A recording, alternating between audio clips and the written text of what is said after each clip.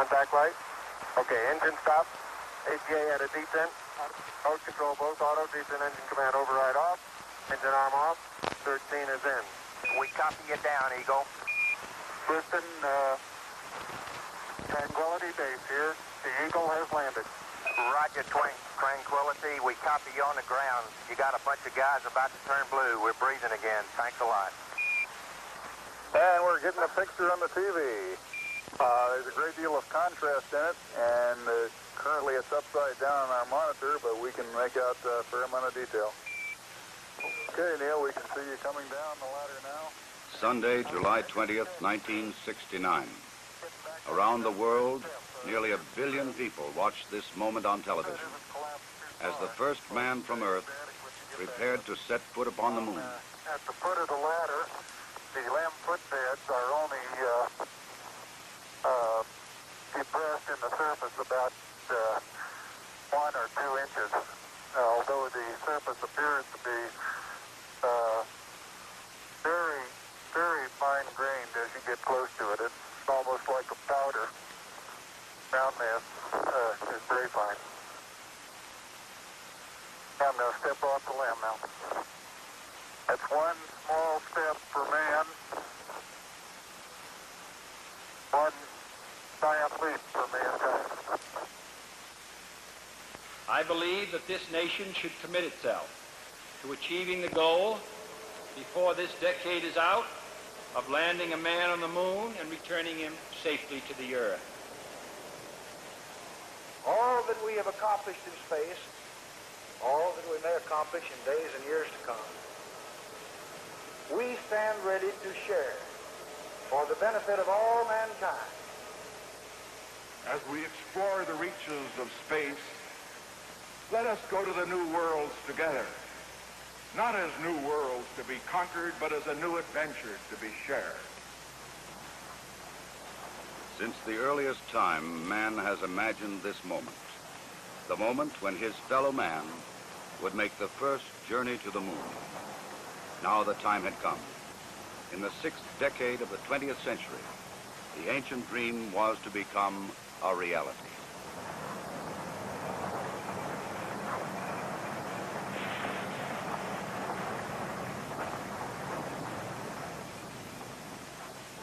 The flight of Apollo 11 was the culmination of many years of planning, working, building, and testing. Thousands of people had contributed toward this day of accomplishment. The great Saturn V rocket and the complex Apollo spacecraft had been assembled together and moved to the launch pad. The equipment and techniques and personnel had been proved in earlier missions, and now they were ready. The astronauts chosen for this mission had flown it many times in ground-based simulators. They had all been in space before. They had trained carefully and well, and now they too were ready. Astronaut Michael Collins would pilot the Apollo Command Module.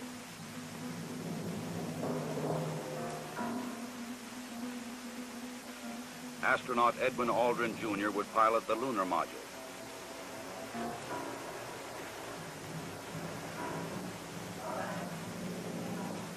And astronaut Neil Armstrong would serve as mission commander. Armstrong would be the first man to step upon the moon.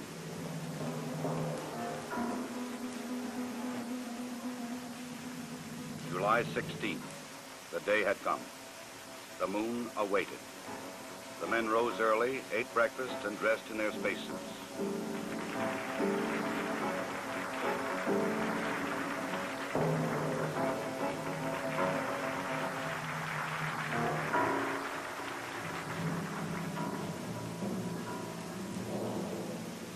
Other astronauts had made this journey to the launch pad, but never with such anticipation. 9:32 a.m., July 16th.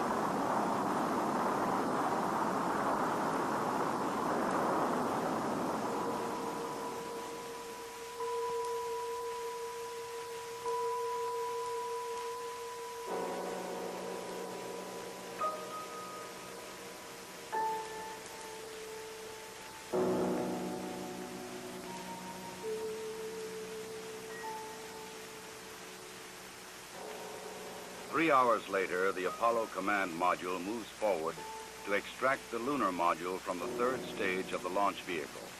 Both are moving at more than 17,000 miles an hour. Docked together, they will sail 250,000 miles across the sea of space and into orbit around the Earth's nearest neighbor. Oh, loud and clear now, Mike, and we understand that you are docked. During the 3-day journey to the moon, the astronauts kept busy. Checklists, navigation and observation, housekeeping.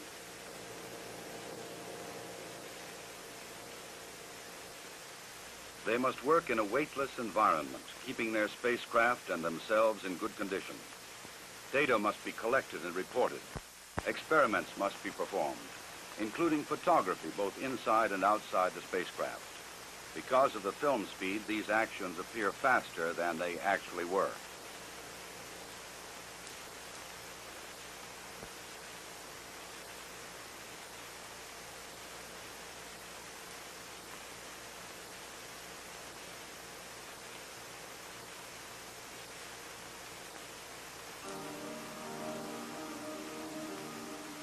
July 19th.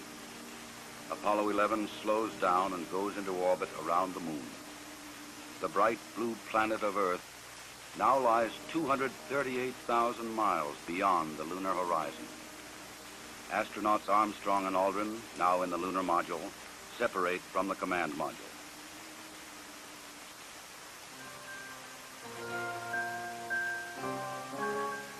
Astronaut Collins remains behind. Preparation for the lunar module descent to the moon now begins.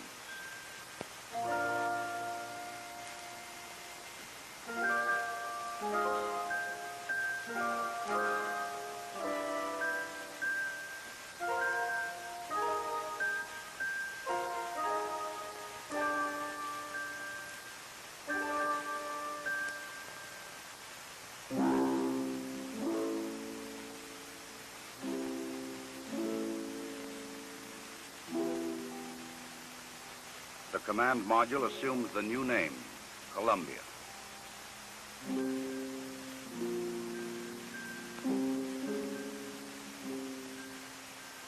The lunar module will be called the Eagle. From Columbia, Michael Collins' camera sees bright rays of the sun reflecting patterns of color from the surface of the Eagle. In this strange metallic bird rides the ancient and endless dream of all mankind. The command pilot can see detail which his camera cannot record. The 4 landing pads of the lunar module are fully extended and locked in place. The Eagle is poised and prepared for its descent to the lunar surface.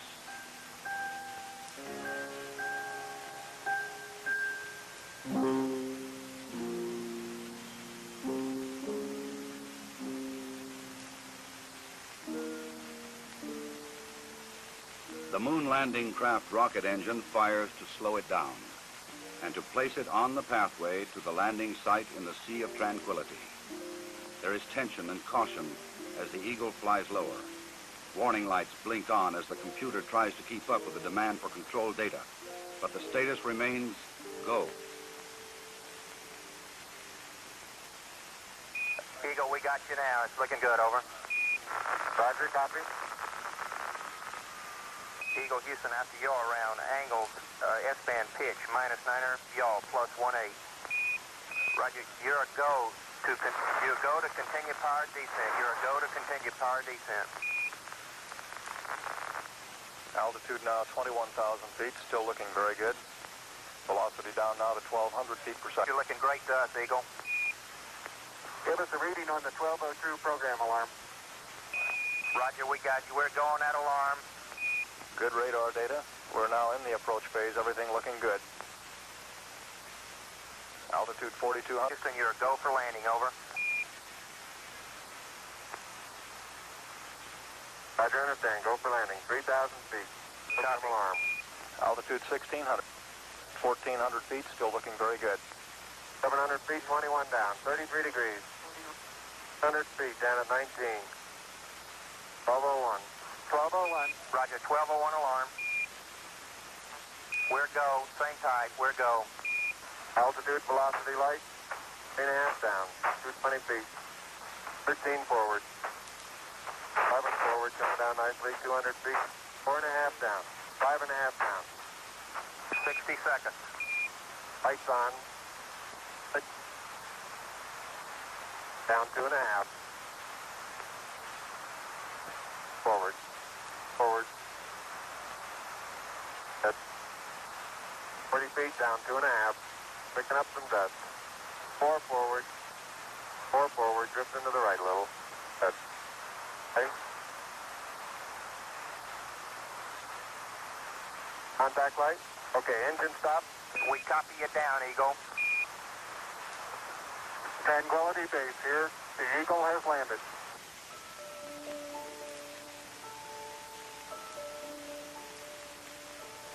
Through the window of the Eagle, Armstrong and Aldrin see what no human eyes have ever seen before. Their spacecraft casts a long shadow across the undisturbed dust of centuries.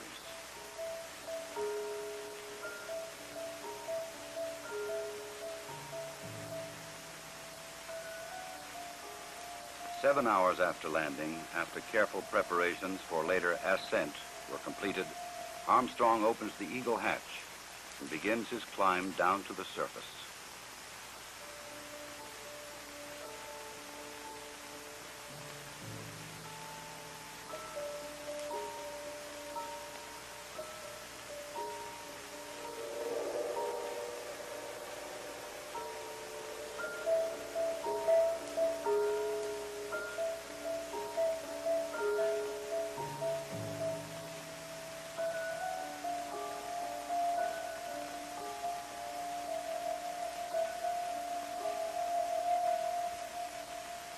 The first footsteps on this strange new world must be taken cautiously. The moon has only 1/6 the gravity of Earth. The nature of its surface was still unknown. I'm going to step off the limb now. That's one small step for man, one giant leap for mankind.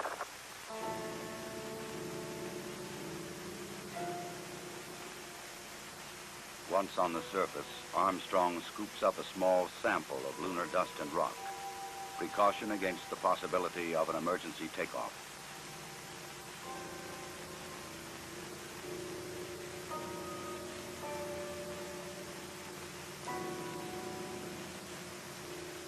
According to plan, astronaut Aldrin now descends from the Eagle.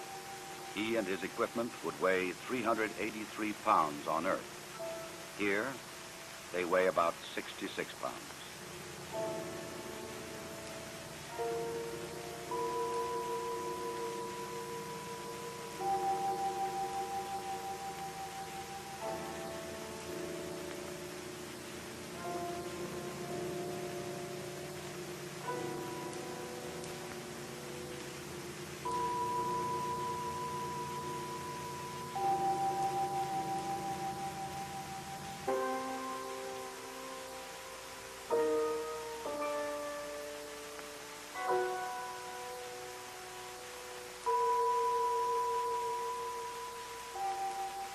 For a brief moment, the first men on the moon stand and look at the stark, lonely landscape around them, an experience which no one before them can share.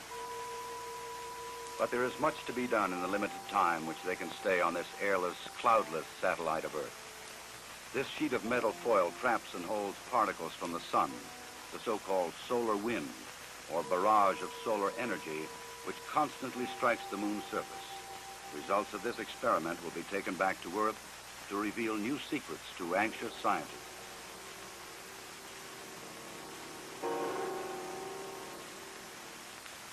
An American flag is left behind on the moon, together with medals honoring American and Soviet spacemen who lost their lives in earlier space tests, and a small disc carrying messages of goodwill from 73 nations on Earth.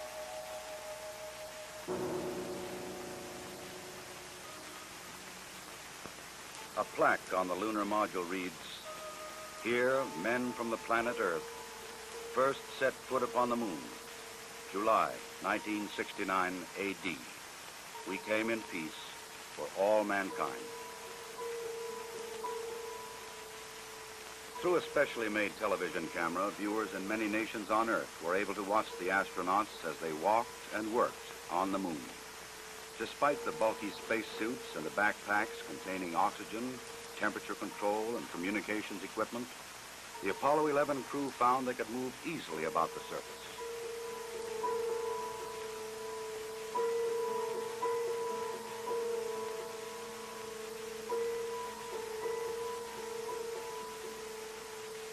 Because there is no wind or rain on the moon, these footprints will remain for centuries.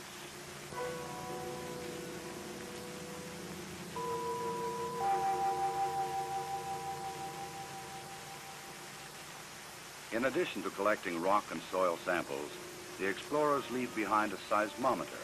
This highly sensitive device would send back valuable information on external meteoroid impacts, as well as internal lunar movements.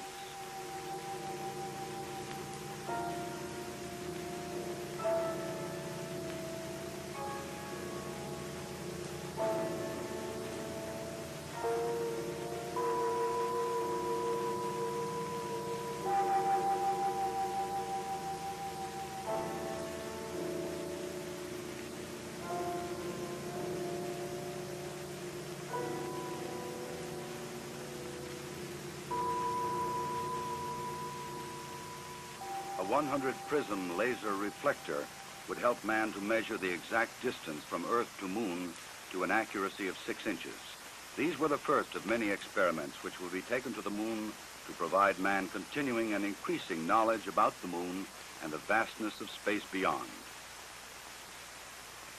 After 2 hours and 31 minutes, the first lunar explorers had completed their research on the Moon. A night of rest in the lunar module, countdown preparations, and they were ready to come home. Tranquility Base, Houston. Guidance recommendation is pings, and you're cleared for takeoff.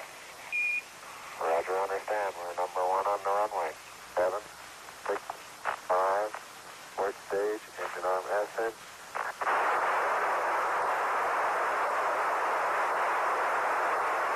Beautiful. Very smooth. Very quiet ride. There's that one crater down there.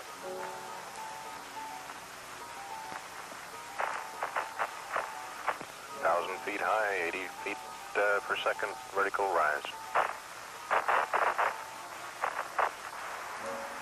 Eagle Houston, you're looking good at 2. Ping, zags, and midspin all agree.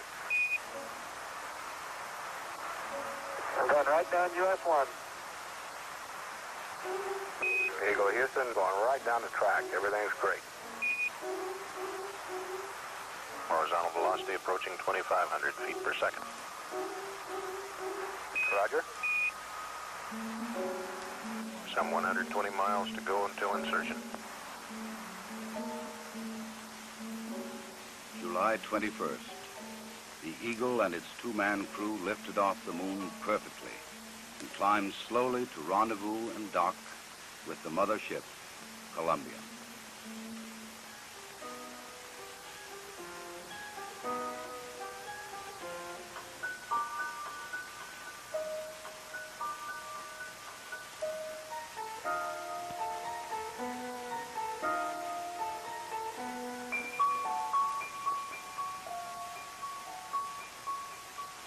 While Armstrong and Aldrin explored the Moon, astronaut Collins had kept a long and lonely vigil in the Columbia.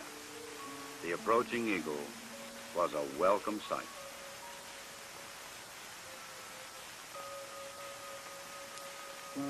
Later, the 3 men would share their reflections on this adventure with the world. I believe that from the early space flights, we demonstrated a potential to carry out this type of a mission. And again, it was a question of time until this would be accomplished. I think it's a technical triumph for this country to have said what it was going to do a number of years ago, and then, by golly, do it. The relative ease with which we were able to carry out our mission, which, of course, came after a very efficient and a logical sequence of flights, I think that this demonstrated that we were certainly on the right track when we took this commitment to go to the moon. I just see it as a beginning of a new age.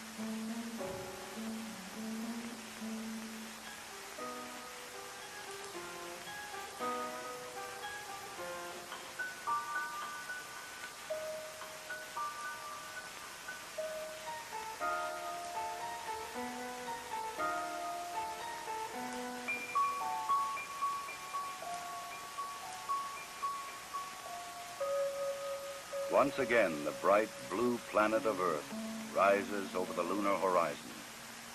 For those who had witnessed man's landing in the Sea of Tranquility, the moon would never again appear quite the same.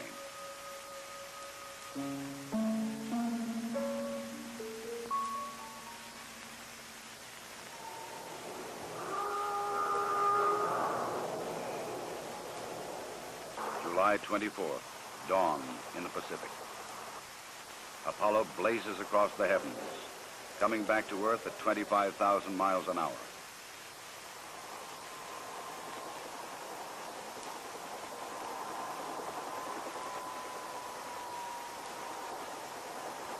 President Richard Nixon, who had talked with the astronauts by telephone while they were on the moon, was waiting aboard the recovery carrier to welcome the returning voyagers.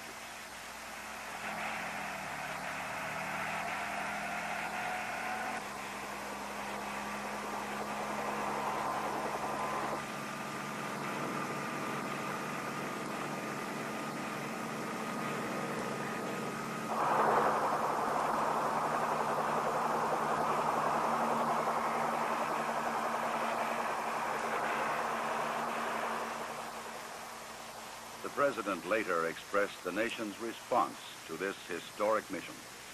Some way, when those two Americans stepped on the moon, the people of this world were brought closer together. That it is that spirit, the spirit of Apollo, that America can now help to bring to our relations with other nations. The spirit of Apollo transcends geographical barriers and political differences. It can bring the people of the world together in peace.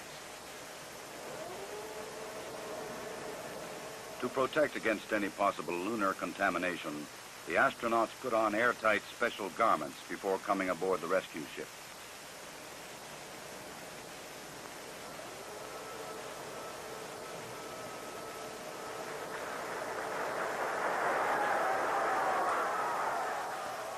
They transferred directly from the helicopter to a mobile quarantine van, in which they would be flown back to the Manned Spacecraft Center in Houston, Texas.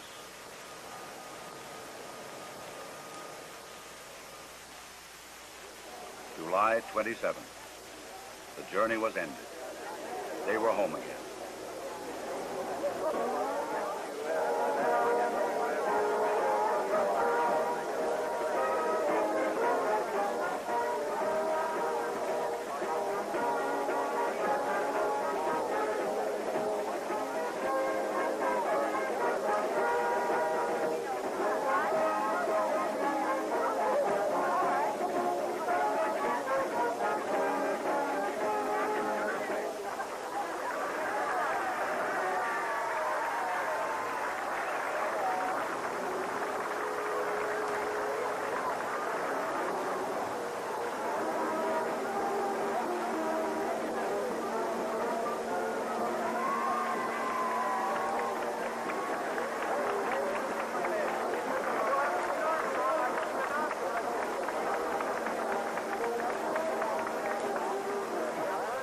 Ahead lay 3 weeks of isolation, medical tests, and mission debriefings.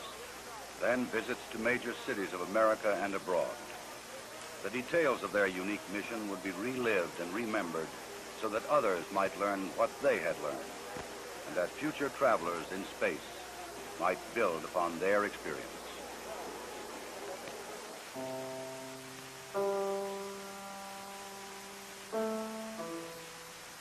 The rock and soil samples brought back would be examined and analyzed by scientists in many lands.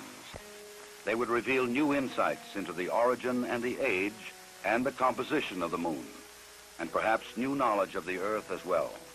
Already experiments left on the moon were sending back revealing new information.